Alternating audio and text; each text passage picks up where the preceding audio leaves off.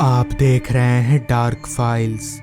तो चलिए बढ़ते हैं आज की इस कहानी की ओर।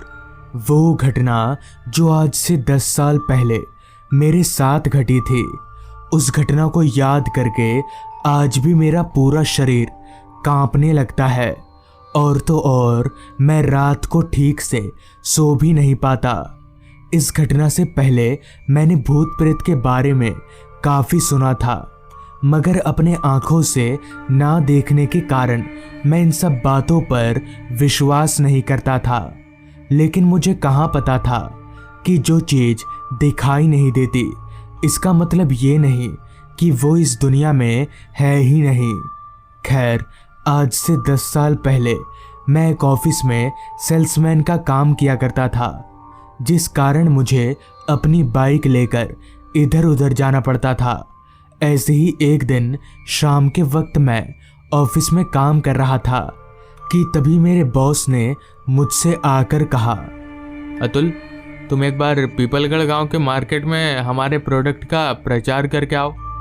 बॉस के बोलते ही मैंने जब घड़ी में वक्त देखा तो वक्त शाम के 5 बजे का हो रहा था, जिस पर मैंने बॉस से कहा, बॉस, शाम के 5 बज चुके हैं, अभी जाना ज़रूरी है क्या? इस पर बॉस ने कहा, हाँ हाँ, तुम अभी जाओ, क्योंकि कल मुझे बड़े ऑफिस में जाकर रिपोर्ट करना है। मैं बॉस की बात काट नहीं सकता था। हालांकि मुझे ये नौकरी पसंद नहीं थी, मगर दूसरी नौकरी ना मिलने तक मुझे ये काम करना ही होगा। जिसके बाद मैंने अपना बैग उठाया और बाइक लेकर पीपलगढ़ गांव की तरफ चलता बना। हमारे यहाँ से पीपलगढ़ गांव करीब 1.5 घंटे का सफ़र था, तो मुझे अभी काफ़ी देर तक बाइक चलाना पड़ेगा। शहर का भीड़ भाड़ रास्ता होने के कारण मैं बाइक को काफ़ी धीमे चला रहा था। तकरीबन 1 घंटा बाइक चलाने के बाद मैं शहर के रास्ते से अलग गांव के रास्ते पर पहुंचा, तो वो रास्ता पूरी तरह खाली ज़रूर था, मगर उस रास्ते की दशा मुझे कुछ ठीक नहीं लग रही थी। रास्ते पर बड़े बड़े खड्डे होने के कारण मैं बाइक को उतनी भी तेज़ी से नहीं भगा पा रहा था। ऊपर से इतनी ठंड थी कि बाइक चलाते वक्त मेरे हाथ पैर जोर जोर से कांपे जा रहे थे। ठंड का मौसम होने के कारण शाम के 7 बजे ही रात के 10 बजे जैसा मालूम पड़ रहा था। कुछ देर और बाइक चलाने के बाद ठीक शाम के 7:15 बजे मैं पीपलगढ़ गांव के मार्केट में पहुंचा और अपने कंपनी के प्रोडक्ट का प्रचार करने अपने काम पर लग गया। पीपलगढ़ गांव के मार्केट में काफ़ी सारी दुकानें थीं, तो सभी दुकानों में जाकर प्रोडक्ट दिखाते दिखाते 3 घंटे कब गुजर गए मुझे पता ही नहीं चला। तो मैंने जब अपने आसपास देखा तो मार्केट की काफ़ी सारी दुकानें बंद हो गई थीं। तो मैंने भी अपना बाइक स्टार्ट किया और घर की तरफ आगे बढ़ने लगा। अब रास्ता पूरी तरह से वीरान हो चुका था। गांव का रास्ता होने के कारण दूर दूर तक मुझे मेरे अलावा उस रास्ते पर कोई भी नहीं दिख रहा था। रास्ते के दोनों ओर बस घने जंगल ही दिखाई पड़ रहे थे। अंधेरा तो पूरे रास्ते पर इस कदर छाया हुआ था कि रोशनी का एकमात्र जरिया जो मेरी बाइक की हेडलाइट थी, वो भी उस अंधेरे के सामने कम पड़ रही थी। और थोड़ा बहुत जो भी दिख रहा था वो घने कोहरे के कारण धुंधला धुंधला। खैर, इतना वीरान रास्ता देखकर मैंने अपनी बाइक की रफ्तार और बढ़ा दी। पूरे रास्ते पर सन्नाटा इस कदर फैला हुआ था कि मानो ये रास्ता इस दुनिया में हो ही ना। अंधेरे से घिरे उस रास्ते पर बीच बीच में जंगली जानवरों की आवाज़ें एक ऐसा माहौल बना रही थी जिसे मैं अपने लफ्ज़ों में बयां नहीं कर सकता। अभी मैं कोहरे को चीरते हुए आगे बढ़ ही रहा था कि तभी मुझे मुझसे कुछ ही दूरी पर एक बुजुर्ग आदमी चलता हुआ दिखा। इतनी ठंड में इतनी रात गए उस बुजुर्ग आदमी को पैदल चलता देख मुझे थोड़ी दया आई, तो मैं बाइक लेकर उस बुजुर्ग आदमी के करीब गया। तो मुझे अपने करीब आता देख वो बुजुर्ग आदमी एकदम से रुक गया तो मैंने बुजुर्ग आदमी से कहा, क्या बात है चाचा, इतनी रात गए कहाँ जा रहे हैं आप? जिस पर बुजुर्ग आदमी ने कहा, वो बेटा मैं अपने घर जा रहा हूँ। उस बुजुर्ग आदमी के करीब आते ही मैंने देखा कि वो बुजुर्ग आदमी ठंड से कांप रहा है। तो मैंने उस बुजुर्ग आदमी से उनके घर का पता पूछा, तो इस पर उन्होंने कहा, मेरा घर थोड़ा आगे ही है बेटा। जिस पर मैंने अपने मन ही मन में सोचा, मैं तो उधर ही जा रहा हूँ, क्यों ना इन्हें भी लेता जाऊँ।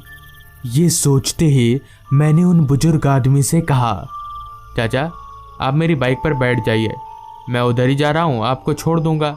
मेरे इतना बोलते ही उन बुजुर्ग आदमी के ठंड के कारण कांपते चेहरे पर थोड़ी सी मुस्कान आ गई और वो बुजुर्ग आदमी चढ़कर मेरी बाइक पर बैठ गया। तो उसके बैठते ही मैंने बाइक भगाना शुरू कर दिया। अभी मैं बाइक चला ही रहा था कि तभी मेरा गला एकदम से सूखने लगा और मुझे काफ़ी तेज प्यास लगने लगी। मगर इतनी ठंड में अचानक मेरा गला कैसे सूख सकता है? और मुझे अच्छे से याद है कि मैं निकलने से पहले काफ़ी पानी पीकर भी आया था। तो मुझे इतनी जल्दी वापस से प्यास कैसे लग गई? और तो और मेरे पास पानी भी नहीं था कि मैं अपनी प्यास बुझा सकूं।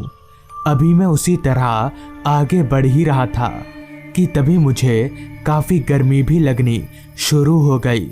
मगर मेरे साथ ये सब हो क्या रहा था, मुझे समझ नहीं आ रहा था कि तभी पीछे बैठे उस बुजुर्ग आदमी ने कहा, बेटा बाइक रोको, मेरा घर आ गया। तो मैंने भी ब्रेक मारकर बाइक रोक दिया और जब अपने आसपास देखा तो मुझे रास्ते के किनारे एक छोटा सा घर दिखा। तो मैंने उन बुजुर्ग आदमी से कहा, चाचा यही आपका घर है? तो उन्होंने इस पर अपना सिर हाँ में हिलाया।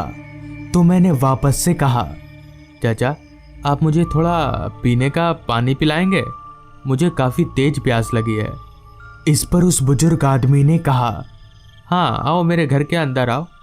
जिसके बाद मैंने बाइक को वहीं स्टैंड पर लगाया और उन बुजुर्ग आदमी के साथ उनके घर की तरफ चलता बना। चलते चलते मैंने एक बात पर गौर किया कि उस इलाके में जहाँ तक मेरी नज़र जा रही थी वहाँ तक मुझे दूर दूर तक उस घर के अलावा और कुछ भी नहीं दिख रहा था।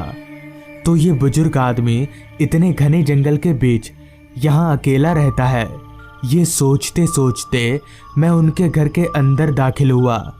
तो मेरे घर के अंदर दाखिल होते ही मुझे काफ़ी सड़ी हुई सी बदबू आने लगी। वो बदबू इतनी सड़ी हुई थी कि मुझे बर्दाश्त तलक नहीं हो रही थी।